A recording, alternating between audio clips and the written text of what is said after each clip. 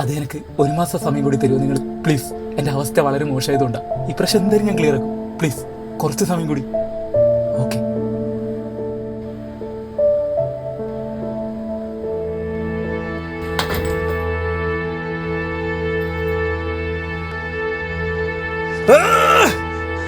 എന്താടാ, എന്താ നിനക്ക് പറ്റിയേ?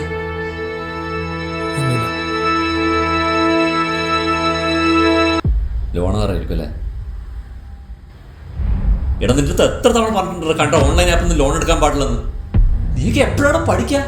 എടാ, തിരിച്ചടിച്ചില്ല വലിയ പ്രശ്നമാടാ, ലൈഫ് കുളം കൊണ്ടി പോകും. നീ എന്താ കരുതിയിരിക്കുന്നത്? ഞാനൊക്കെ ആർഭാടം കാണിക്കാൻ വേണ്ടി ലോൺ എടുക്കുന്നതാ?